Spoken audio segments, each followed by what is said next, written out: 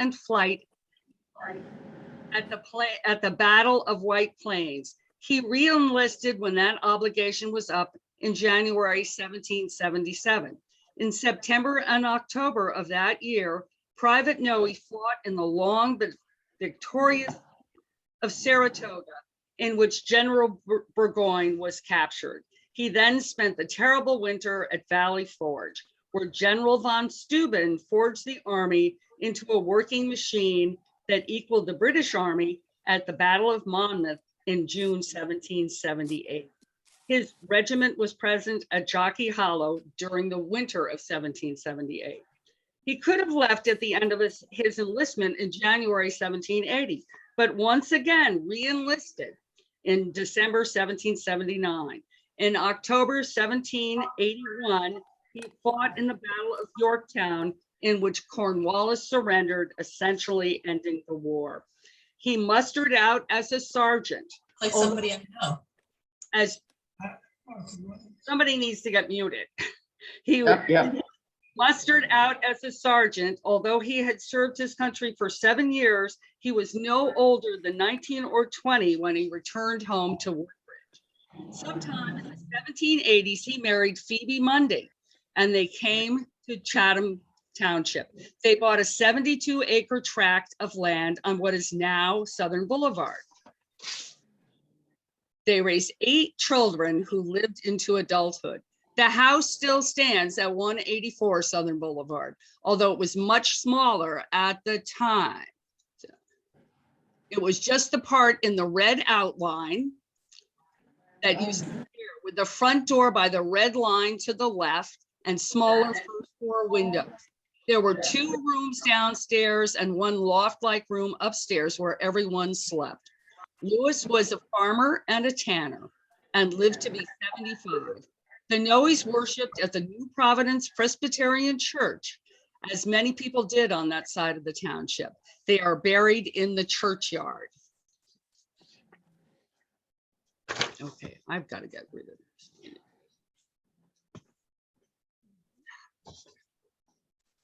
Okay, and next we come to William Henry Miller in the Union Army in the Civil War. William Henry Miller was born in 1840. Interestingly, he was born and raised in the same house where Lewis Noe had lived. Purchased in 1834 by Smith Miller, William's father, it was now considerably larger, basically the size it is today. William enlisted in the 83rd New York Infantry Company C and was mustered into the Union Army on June the 8th, 1861. His regiment saw a great deal of action, starting with Harper's Ferry in July of 1861. In 1862, they took part in 7 battles, including the Second Battle of Bull Run, the Battle of Antietam, and the Battle of Fredericksburg. 1863 brought the Battle of Chancellorsville, and then on July the 1st, the Battle of Gettysburg.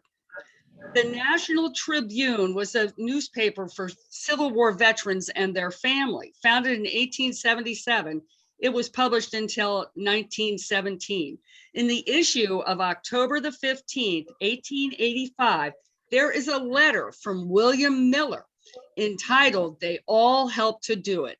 An excerpt from this letter reads, "In the controversy over the capture of Iverson's brigade of North Carolinians at the first day's battle in Gettysburg, one might think there were only 2 fighting regiments in Baxter's brigade, the 12th Massachusetts and the 97th New York. I give the whole brigade credit for the capture of those prisoners. I claim that the 83rd New York captured as many as any other regiment in the brigade, deserves as much credit as any of them. The prisoners outnumbered their captors. I was wounded on our return with prisoners by a flank movement of the enemy's skirmish line, as near as I can tell, which caused me the loss of my left arm, and I still carry a bullet in my left side as a memento of Gettysburg. I distinctly recollect the 12th Massachusetts being in that charge, as one of their officers captured a battle flag, which I was about to take myself. Him being an officer, I let him have it and returned my attention to the capture of prisoners, of which I took a number. If that officer is still living, he will no doubt remember me, as we met by chance once after that in a Philadelphia horse car. We compared notes and found he had just ordered a set of teeth in place of a set shot away at Gettysburg, and I had just left my measure for an artificial arm in place of the one left on the same field. Miller was charged with a disability as a corporal in October of 1863. In 1870, he married Susanna Wetton. The 1880 census finds them living in Elizabeth with their 2 sons and 2 daughters and a servant. Miller is a custom house clerk. In 1900, he is listed as a custom house examiner. He dies at the age of 72, having lived a full life despite his handicap. He and Susanna are buried in Evergreen Cemetery in Hillside. We will now have Susan Allen join us. She's the archivist for Chatham Borough Historical Society. Hello, everybody. My job is to take care and to preserve the artifacts of the Historical Society. And I'm going to talk about Thomas Phipps, who served in the Civil War for the Union Army. While I was unable to find a lot of information about this Chatham veteran, Thomas Phipps, the Society is fortunate to be in the possession of copies of letters and a photograph of this veteran of a very personal nature. Next slide. The 1860 census dated 21st of June shows Thomas living at home. No male head of the household is listed. Eliza, 59, is listed first with her occupation being housework. Next is Eliza, 24, Emily, 19, and Thomas, who's listed as 22, and his occupation being carpenter. 2 years later, Thomas enlists. Records indicate that in 1862, on August 8th, Thomas enlists at the age of 24, joining Company C, New Jersey, 15th Infantry. The next bit of information that I can find is that on January 31st, 1863, Thomas Phipps is listed as mustered out, meaning service has expired and he has been discharged. In this case, mustered out means he died on January 31st of typhoid at Windmill Point, Virginia. So he served only a little over 5 months. Sounds so simple, but this is where the archives of the Chatham Historical Society tells us much more. It seems that his family wanted to know more about the circumstances of his death. What you're looking at right now is the application that his mother made for his pension. We have a copy of a letter that it was written in response to his sister's inquiry by Chaplain A.A. Harris. Not yet, go back. By Chaplain A.A. Harris of the 15th New Jersey Regiment. I'm guessing that she was concerned about her brother's soul. Dated 1863, February 20th, the chaplain expresses his sympathies in his response to the letter received from Thomas's sister. He shares the visit he had with Thomas, relating Thomas's wish to become a Christian. He also explains that as the army advanced and retreated, all wounded and sick were moved to the front lines, then back again, more than once. The chaplain had heard that Thomas was unable to bear these frequent removals and rapidly sunk. He adds that he heard cheerful testimony to his being a good soldier.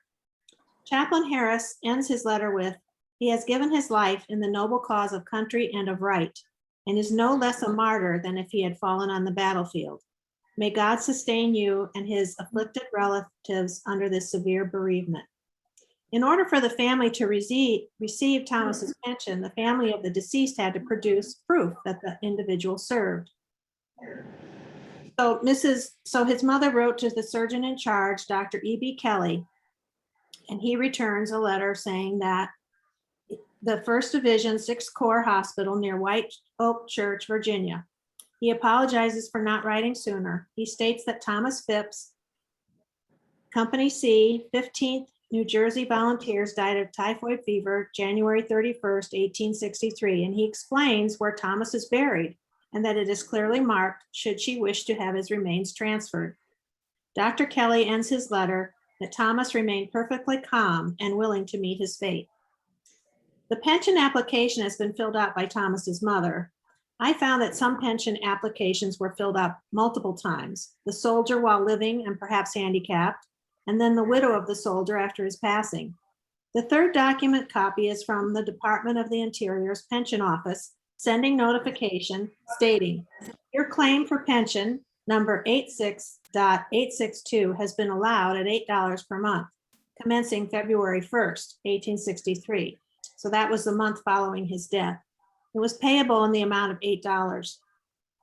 The number of Civil War deaths numbered 620,000. More than half of that number died from disease and dysentery.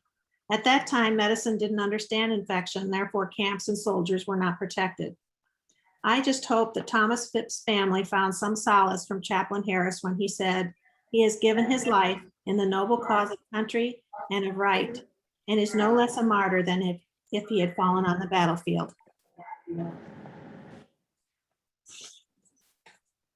Okay, you're going to be tired of me. Okay. This is John Augustine Trowbridge. He was born in 1838 in the Morristown area, and at the age of 10, his family moved to Brooklyn, where John attended public schools. The 1850 census records state that John had 5 siblings. When he was 18, he learned the carpenter trade, served a 4-year apprenticeship where he learned the business and became an accomplished workman. Life effects directed his interest towards slavery in the Union, though, and in 1861, at the age of 20, he enlisted in the Army and became a member of Company F, 1st Regiment, New York Engineers. He was a sergeant. He was stationed in Hilton Head, Charleston, and Morris Island, South Carolina.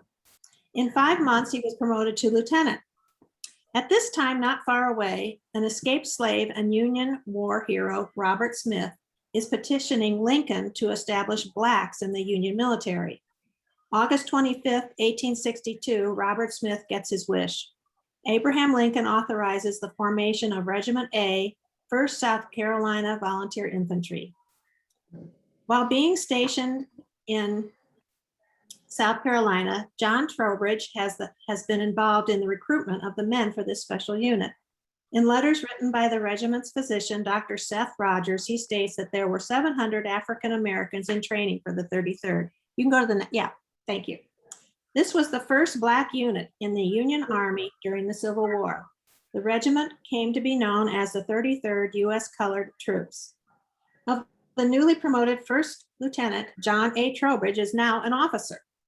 While working on researching this veteran, I noticed dates and places were not aligning properly. I went back through all the information about the Trowbridge family, of which there was a lot, and discovered a key fact had slipped past me.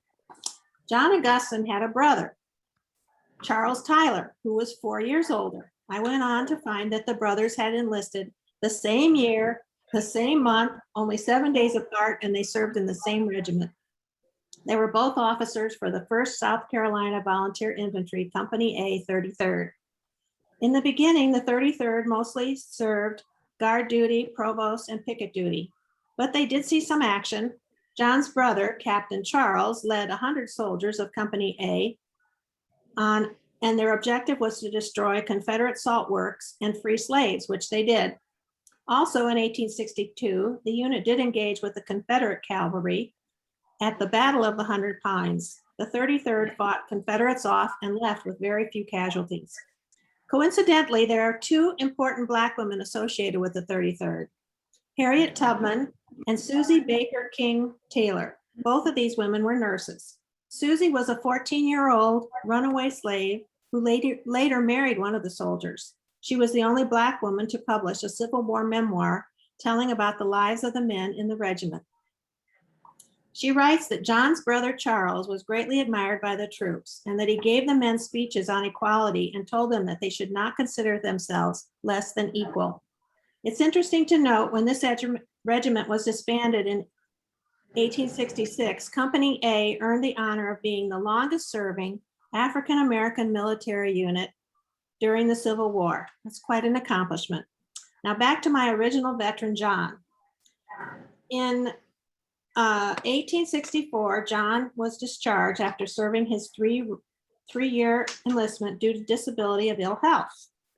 He made his way back to Brooklyn and worked there for a time as a carpenter. And then in 1866, John moved to Chatham, set up his business, and because he was reliable and skillful, he was very successful. So successful, he met a girl. 1866, April 6th, he married Margaretta Drake Lum. In an 1860 census, I found that Margaretta was living in the Lum family home with 5 siblings, along with 6 boarders, several of which were young men that had enlisted in the Civil War, so it must have been quite a household. John Augustine Trowbridge purchased 3 acres at the west end of Main Street, settled down, worked as a carpenter, built a house, and had 5 children. In 1895 census, the children were listed as Alfred M., Frank L., Charles L., Roy S., and Harriet. After the Civil War, the GAR was formed, which was an organization and fraternity of Union veterans, the Grand Army of the Republic. The group had 3 objectives: fraternity, charity, and loyalty. In 1890, there were 400,000 members. The GAR uniform was double-breasted with a dark blue coat, bronze buttons, and the black wide-rimmed slouch felt hat with the golden wreath insignia and cord. If you go to the next picture, you can see 3 gentlemen had the double-breasted jackets on. And the 3rd soldier from the left is John Augustine Trowbridge, the man I'm talking about. The Chatham Historical Society has quite an extensive collection of Civil War artifacts, including GAR medals and ribbons. Next slide. John and Margaretta, along with Charles L. and Harriet C., are buried in Fairmount Cemetery. Next time you drive by his resting place, you can thank him for his service. Okay. Fred Reinhold Philman. This gentleman was researched by Marianne Ivers, but she couldn't do the reading, so I'm doing it. But I have to admit, I wanted to find out a little bit more about him, so I've added just a touch of things here. He was born April 11th in 1890 in Jersey City. He grew up on Red Road in Chatham Borough.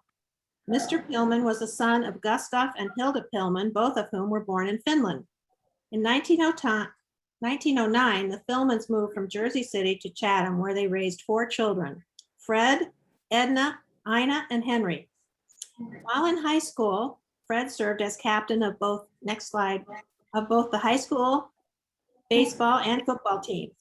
While Marianne did the research on Fred, I just couldn't help it. I wanted to look and see if I could find anything about him in the press. So I went to newspapers.com and found out, go back one, please, and found out that he was quite a star. The home, quoting from the Chatham Press newspaper, it says, the Home 11, as they were known, got their touchdown in the first quarter, made by Captain Pillman on an 85-yard run. He received the ball on a clever trick play, and Lum kicked the goal. Another article says, when the Home 11 played Bernardsville in a wet and muddy field, the reporter said, a beautiful game was witnessed. In the early part of the first period, Pillman blocked a kick near the opponent's goal and obtained the ball behind the goal line, making a touchdown. In baseball, the headline read, 1 in the 10th. In the 7th, the locals put 3 across on a single by Pillman. They won that game. The other thing that I found on newspapers.com was that Fred, Edna, and Ina were always in the honor roll, and they always printed that in the newspaper. They were in it year after year after year. Mr. Pillman was a graduate of Chatham High School, class of 1911. His was the first class to graduate from the new school. That's him in the upper right-hand corner, standing up. And that's the brand new Fairmount Avenue School, of which he was the first class to graduate from. After high school graduation, he attended Middlebury College and Pratt Institute in Brooklyn. He was working as a research chemist with Westinghouse in Bloomfield, New Jersey, when he joined the Army at the age of 28. In 1918, February 26th, he was inducted into the Army at Morristown. This is his registration card. He was attached to the 309th Infantry, 78th Division, and sailed for Europe on May 19, 1918. September 1st, 1918, he was promoted to private first class. In October 16th of 1918, Private First Class Pillman was killed in action at the age of 28. He was buried in the Meuse Argonne American Cemetery. Private First Class Pillman is remembered on Chatham World War I Memorial. And additionally, an oak tree has been planted in his honor at Chatham Borough Hall. Even though Marianne did the research, I was curious about the 309th Infantry, Infantry 78th Division. And by chance, I ran across an article that I found in Ancestry.com, and it refers to the World War I Mother's Pilgrimage of 1929.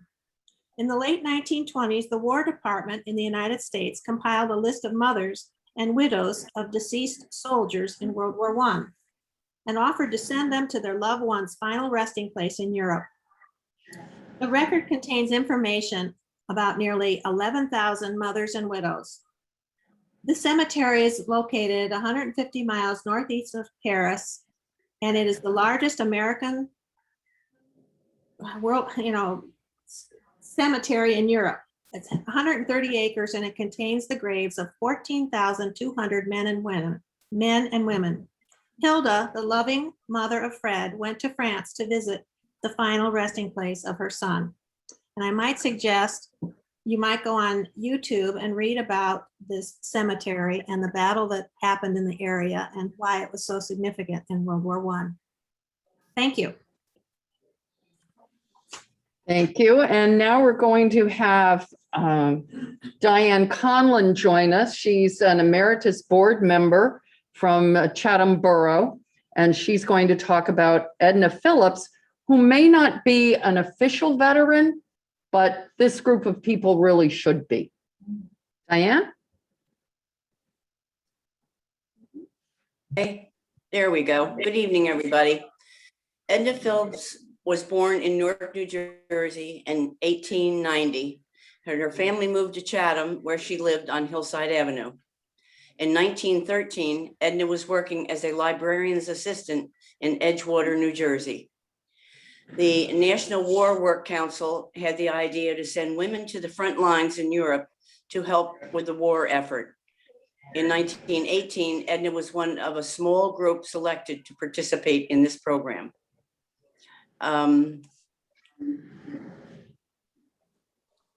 As you can see on her ID on the photo on the left, her position was listed as a canteen worker, but the council had bigger ideas for her. While researching Edna's experience, we discovered that Pat and Martha Wells' grandmother, Helen Perry Curtis from Summit, was not only on the same ship, but they were roommates. What a small world. Okay, then the next slide, please. In 1918, the German U-boats were still present and still a danger. From New York City to Bordeaux, France, the crossing was over 3,000 miles. And to think that they made it without getting targeted. Espon carried Edna, Helen, and other members of the group across the Atlantic. Once landed and taken to their destination, Edna was made a member of the ambulance company. This was a big experience.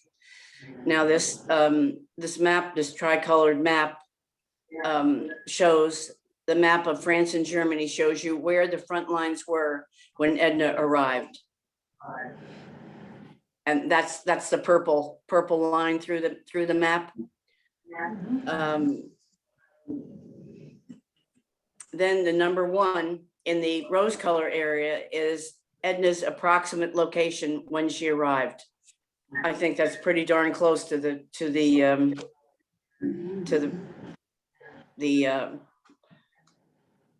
anyway, let me see. As you can see, the rose-colored area was liberated by the Allies from July to November in 1918.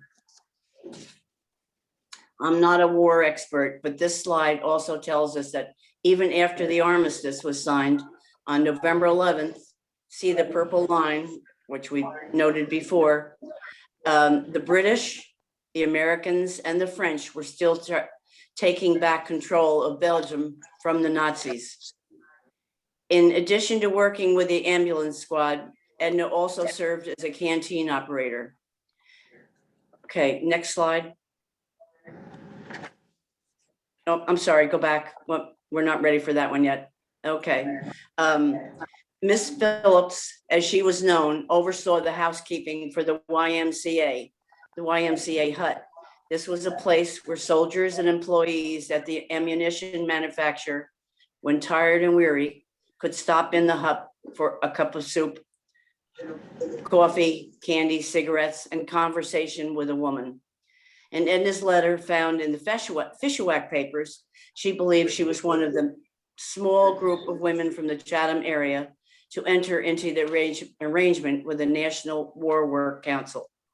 This experiment was a huge success. Ms. Phillips believed that what they accomplished in World War I formed a basis for the utilization of women in similar programs in World War II. Next slide, please. There we go. When Edna returned to the US, she returned to her work as a librarian, eventually moving to Massachusetts and working at the Monell Memorial Library in Norwood until 1962. Her service to immigrants was the focus of much of Edna Phillips' library work. She wrote Easy Books for the New Americans in 1926. She supported the Americanization of immigrants and worked towards the preservation of their cultural heritage. She chaired the American Liberty Association Committee to work with the foreign-born from 1927 and 28. Next slide, please. This is a picture of Edna. In 1963, Edna returned to Germany for a reunion with the men she served in the 128th Ambulance Company, 32nd Division. These were the men she served 45 years previously when she was 28 years old.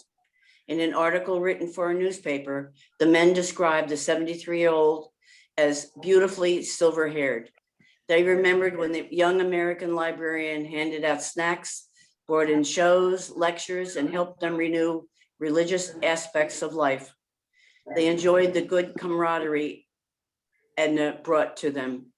They remembered her bright smile, her brisk clipped remarks, and the fudge she used to make for them. They recreated the image of Edna striding about in her boots with her long cape blowing in the wind. They remembered the special honor they gave her 45 years ago. She had been given and allowed to wear the divisional insignia, which you see here, the red barred arrow on the sleeve of her green-blue uniform. Edna Phipps was a brave woman and set the course for women to be incorporated into the military. Now here, the photo on the upper right-hand side is a photo of Edna in 1945 in her garden in Massachusetts. We found the photo in the Society's Fishwack papers that you can access online through the Library of the Chatham's website. With Google, we located the photo of the 128th Ambulance Company. Maybe Edna is driving. That's the truck there. The double photo shows the canteen workers, volunteers, serving the young men donuts. The caption reads, "Donuts for the doughboys." They seem to be enjoying the donuts, or at least enjoying having their picture taken. Edna Phillips died in 1968 at the age of 78 and left a legacy of working for the better good of soldiers on the front lines, as well as helping immigrants transition to a better life in America. Was Edna Phillips a veteran? What do you think? Thank you, Diane. I'm Pat Wells. I'm the Vice President of the Chatham Township Historical Society, And I'm going to talk about the Knapp brothers from Southern Boulevard in Chatham Township. There were 8 children in the Knapp family, 3 girls followed by 5 boys. And 4 of the 5 boys served in the military during World War I and World War II. One of them served in both wars. The oldest, Oscar, who is on the right-hand side here, was a house painter when he was drafted into the Army in 1918. He went to basic training in Fort Dix, like so many other soldiers from New Jersey, sailed for France in May of 1918. But when they got there, US commanders were reluctant to put the American soldiers in the field.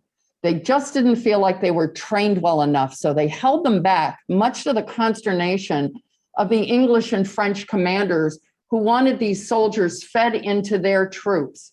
But the American commanders sincerely believed that they needed to hold their soldiers together and for them to work as their own unit. So finally, in September of that year, 4 months after they had arrived, they engaged in the Battle of Saint-Mihiel. This was the first major battle that US troops were involved in the First World War in France. From there, they pushed on to Meuse-Argonne, which was the battle that lasted for 3 months and brought the end of the war and the armistice on November 11th of 1918. Now, we haven't pointed out yet that all during World War I, there was a serious fear of poisonous gas. It was worse than being afraid of dying, was being afraid of being gassed. So a lot of the pictures that you see from World War I, you see people with their gas masks on. And in this war, they were still using mules to move material around, and even the mules had gas masks. So Rudolph, who was there on the left, was the second son, and he was working for a rubber manufacturer when he joined the Marine Corps at age 21. He trained at Parris Island, as all Marines did. But he served for a year at the naval station in Guantanamo Bay, Cuba, and was demobbed after the armistice. I tried to do research on what were they doing at Guantanamo Bay in World War I, and really hadn't found out a really good answer to that. There was a naval station there, but what were they doing with the Marines? Edgar, who we don't have any pictures of, was the third son, and he, at age 18, entered the Army on April 18, the same week that his brother did. He served nearly 2 years until January 20 of 1920, well after the war was over. I've not yet been able to find out what he did, but I have requested the information from the National Archives. He also joined the Army in World War II at the age of 43. He joined the 385th Battalion Transportation Company in August of 1942, but after only 7 months, was given an honorable discharge. There's nothing I can find that gives the reason for it. And then the last brother, whom we see here sitting on the running board of the car next to his brother Fred and sister Elsie. And if you look carefully behind it, that's Southern Boulevard School they're parked next to. Carl was the youngest. He was working as a laborer when he enlisted at age 34 on May 1941. He served for the 4 years until the war was over. He served in the 8th Infantry.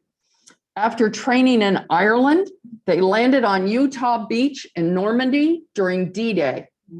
Following that, they fought their way through the hedgerows to liberate the port city of Brest, then turned around and liberated Rennes. They then fought east across France, Luxembourg, and well into Germany, where they liberated the Neuengamme concentration camp. That's an old car. This is the route that you can see the red line going through France, through Luxembourg, and way, way up there into Germany, all the way up to the border, almost the border of Denmark, that this group took. Now we're going to talk about, let me find this paper here. Now we're going to talk about Lieutenant Edward Nicolai. He was the third of four children of the Chatham Township tax collector. He was 3 years old when his mother died, giving birth to his little sister. He graduated from college, but I couldn't find what he was doing as an occupation. He was visiting his sister in September of 1942 in Phoenix, Arizona, when he drove over to San Diego and signed up with the Navy Air Force. It's kind of obvious that his dad didn't intend him to do this, so we waited till he was with his sister and pulled it off. He did his basic training in San Diego and was then sent to Corpus Christi. And there he earned his wings, but he also met and fell in love with Dorothy Lorraine Morrison. They married on November 28, 1942. This was a common occasion. People fell in love and these men are going off to war, and wartime marriages, last minute, know you only for 2 months type thing, were very common in this time. So Ed was flying carrier-based Hellcats. So he was flying on and off of aircraft carriers. He had flown a number of missions, but in September 16 of 1943, he crashed during a training flight and was killed. He's buried in Hawaii. He was age 26. 4 months later, Dorothy gave birth to a daughter, Nina Lee, on January 23rd, 1944. And I want to point out, here's a man who is in the war but dies in an accident. And this is not uncommon. Every soldier is dealing with hazardous situations the entire time they're in a conflict, even when there isn't shooting going on. So it's not unusual for men and women in the military to be killed in accidents as well as in conflict.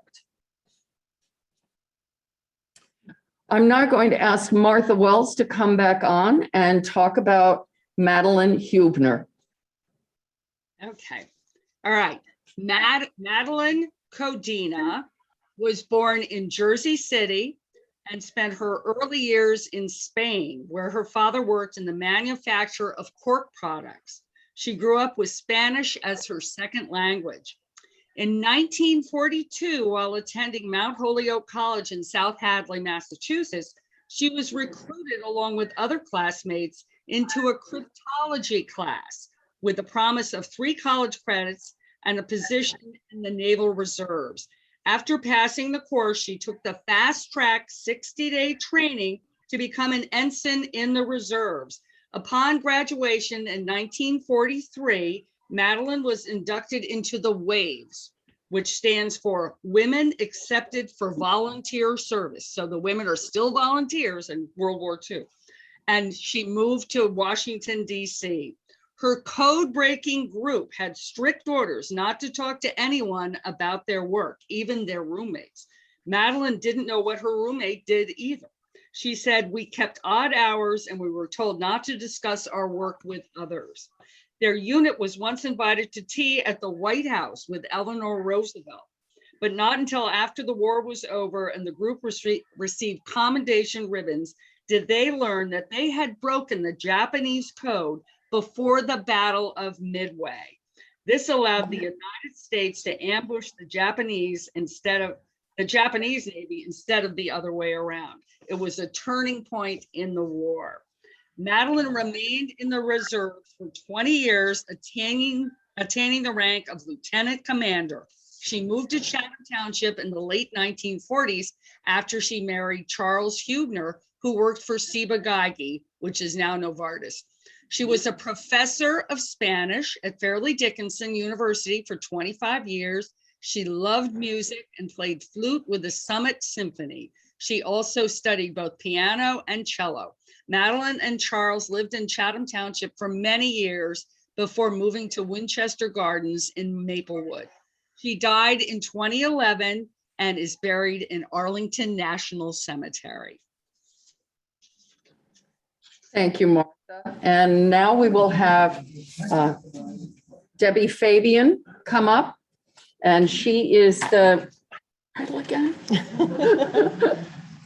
Let's see, Researcher for the Borough Historical Society. Hello, everyone.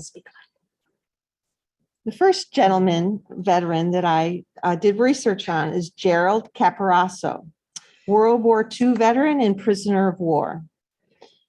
Members of the Greatest Generation didn't talk a lot about what they did in World War II. As Chatham native Gerald Caparasso said, "I never talked about my military service until recent years."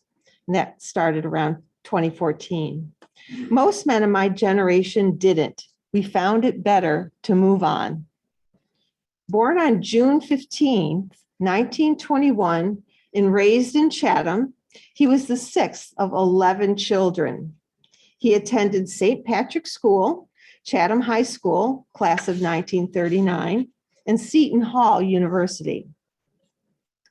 Gerald, known as Jerry Caparasso, served in the U.S.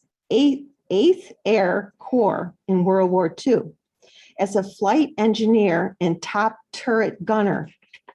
Stationed at Snetterton Heath Air Base in England during the European theater, he served on 10 combat missions, flying in a B-17 heavy bomber before his plane was shot down during the second invasion on Schweinfurt, Germany on October 14, 1943. He survived 19 months as a prisoner of war in Stalag 17B before being rescued by the Allies in 1945 from a 300-mile death march in the rain and snow with little to no food or water. He returned home to Chatham. He married Virginia Stanek and raised 3 sons in a home they built in Summit. Jerry worked for the Chatham Post Office for 54 years, retiring as assistant postmaster. He was a proud member of the Chatham Borough Fire Department beginning in 1947. He served as secretary and treasurer of the Firemen's General Relief Fund for 4 decades and as parade chairman for more than 50 years.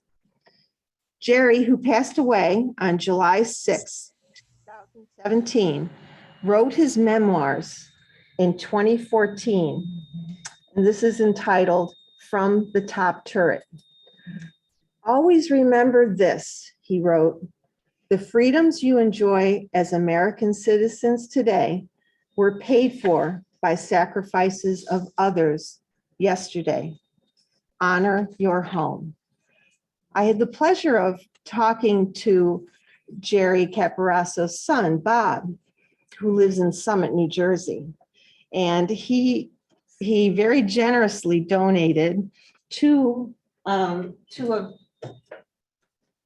Jerry's books, Top of the Turret. If anyone is interested in purchasing it, we have 2 copies which were donated to us. Thank you. Thank you, Debbie. This is Pat Wells again, and I'm going to talk about Samuel Averett. He was the youngest child of Elliot and Martha Averett of Dixie-Dale Farm, where you may have bought Christmas trees in the past. He was the youngest son by 9 years of their 5 children, and he's the one who inherited Dixie-Dale. He served in the Navy in World War II, then entered the reserves, and just 5 years later was recalled into service to fight in the Korean War. Sam came back from those, and here are his service medals, which we were able to purchase at the estate sale when Dixie Dale was sold. And when he got back, he really went to work at making the Dixie Dale farm work. And that's when he started the Christmas tree farm to ensure that there was income from the farmland. He was a business manager for the Seeing Eye for almost 20 years. In 1967, he was the first chairman of the newly created Township Conservation Commission and was the chairman of that organization until 1977. He was one of the founding members of the Chatham Township Historical Society and donated a number of items from Dixie Dale Farm to the museum.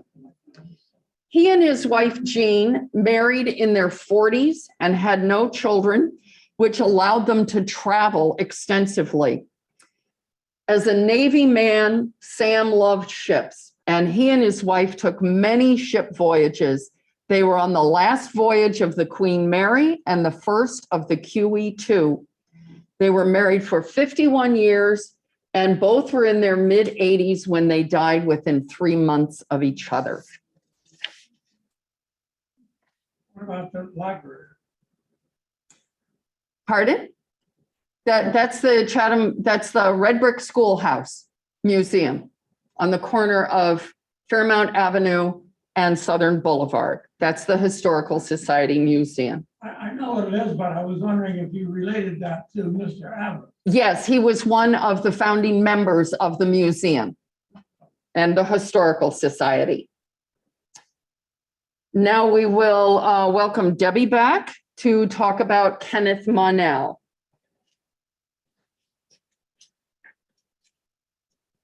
Kenneth R. Monell was born November 25th, 1931. He grew up at 12 Coleman Avenue East in Chatham. As a young boy, he was active in his Cub Scout den. After graduating from Chatham High School in 1949, Kenneth enlisted in the Marine Corps. He served our country during the Korean War and the war in Vietnam. Kenneth was with the 1st Marine Division aboard the USS General Pope, which landed at Incheon on September 15, 1950. Incheon is in the northwestern side of South Korea. While his unit was in regimental reserve, United Nations forces were engaged in a small southeastern corner fight for survival when the 1st Marine Division recaptured Seoul after their surprise landing at Incheon. The unexpected invasion changed the complexion of the war completely at the time it was staged. He fought through heavy battles that winter and the spring of 1951. On September 21st, 1951, his family received a telegram from the Department of Defense stating that Private First Class Kenneth R. Monell had been wounded in action on September 11th. He had received shrapnel in both arms. He recovered and returned to his unit. Kenneth celebrated his 20th birthday in Korea that November. How young. He participated in the offensive thrust to the northeastern Korea reservoirs before Christmas of that year. He marched with the unit as it retreated in the face of the Chinese communists to assist the North Korean Reds. During his service, Kenneth had undertaken the care of a young Korean War orphan. When the veterans of Incheon were being returned to the States, Kenneth volunteered to remain in Korea. Some later information, September of 1958, Kenneth was a staff sergeant stationed at Camp Lejeune, North Carolina. In January of 1963, Kenneth was stationed in Jackson, Mississippi on recruiting duty.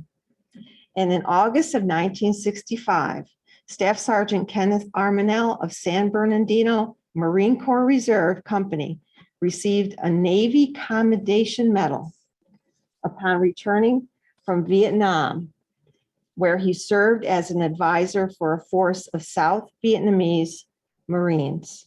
And this information on Kenneth Monell was researched by Lynn McGrain. Thank you, Lynn.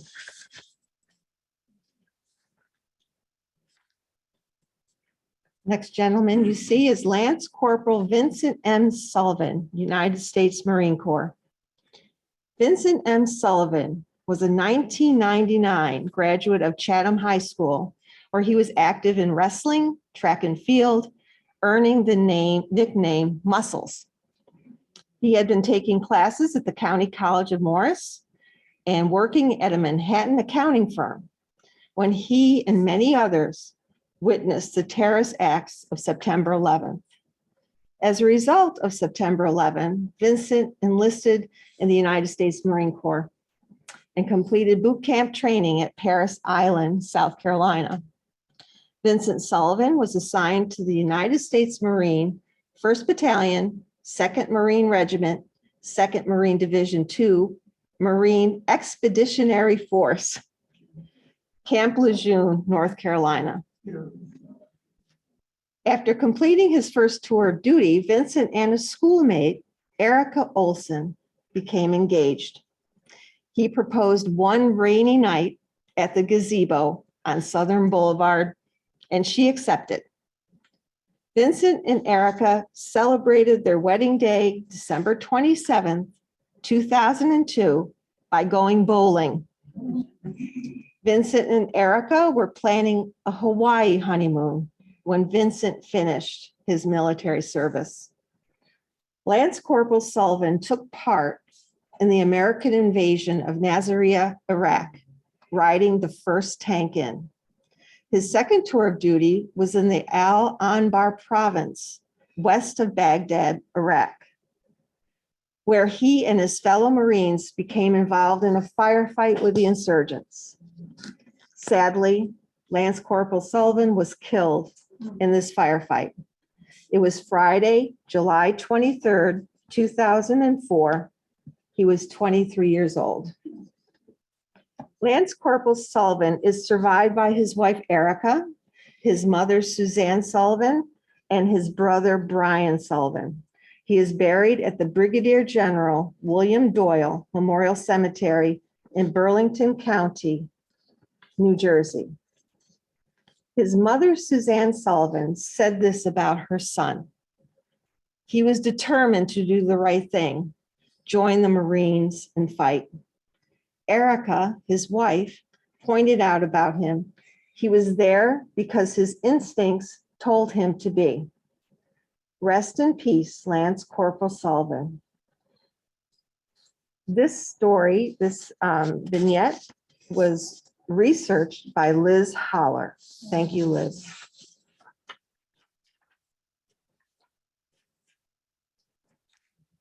I'd like to thank, first of all, the Library of the Chathams for the use of this room, and specifically Robert Schreck of the library for his help in making this hybrid program possible. The program would not have been possible without the tremendous help and support of the Township Historical Society.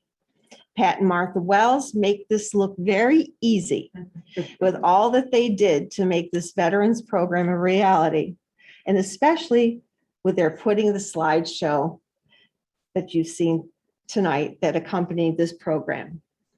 I'd also like to thank Susan Allen, curator of the Chatham Borough Historical Society, for her endless enthusiasm on all things historical in Chatham and for her work on this specific project. I'd also like to thank those board members, Lynn McGrain, Marianne Ivers, Diane Conlon, and Liz Holler for their research of their particular veterans for the borough's segments of this program.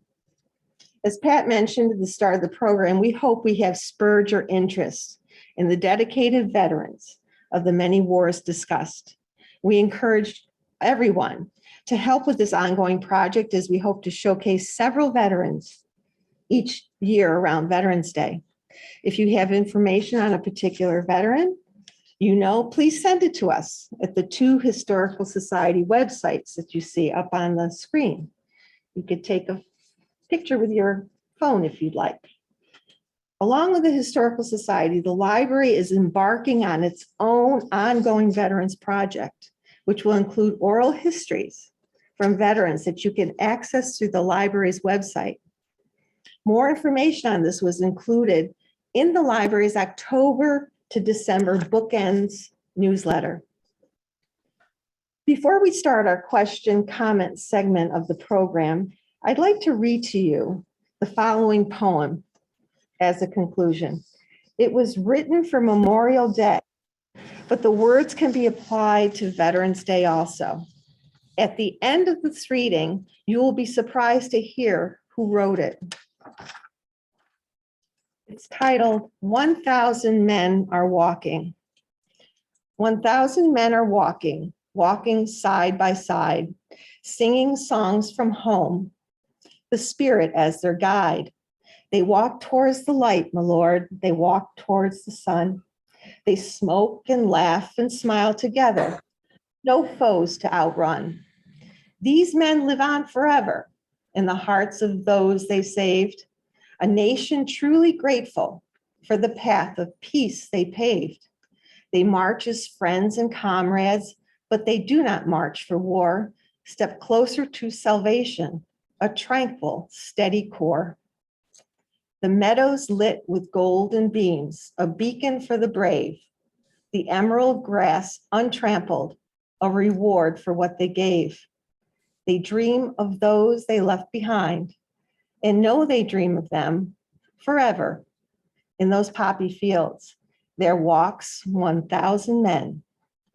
And this was written by Joshua Dwyer in 2019, age 14 years old. Thank you very much. Thank you, everyone. And we can take questions now. And if you're on Zoom, please feel free to put your questions in the chat and we will answer the, oh, just lost it there. I lost my chat part. Okay. So does anybody have any questions here in the audience that we can answer?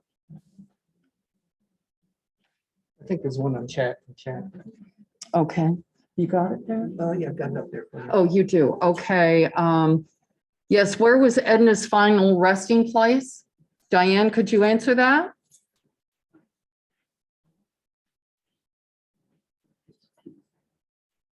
Diane? Diane disappeared, but I think it was in Massachusetts. In Massachusetts. Okay. That was someplace in Massachusetts. We don't have the exact location. Great. Thank you. Thank you. Yes. My father-in-law was in the service and he was in his 40s. Subject you mentioned before about they were let go because they had enough young men. Ah. That's why they let them go. Thank you. Thank you. Okay, we just had a member of the audience say when I was asking why Edgar Knapp got out so early, she was saying that your father-in-law was in the military in World War II, and they found they didn't need all those old guys who were 40. They had enough young men. That's a wonderful piece of information. Thank you. Yes. I was in the service during the war and trained in Fort Dix and in Fort Bragg. And I was about to be sent over to the Pacific when they found I was, well, they must have known I was an engineering student at Cornell. They must have decided they're going to need more chemical engineers, possibly for nuclear work or whatever. And so they discharged me with recommendations to go back to Cornell, which I did. Oh, cool. That's neat. That's very neat. Good. Thank you. Thank you. Okay, that seems to be all the questions we have. We really appreciate you coming, and we once again want to ask you and our audience on Zoom to share any information you have about any of the veterans that have lived in our community. We want to build a very, very large archive of all of this information. So we thank you very much. It's been wonderful, and we'll see you next year. Thank you.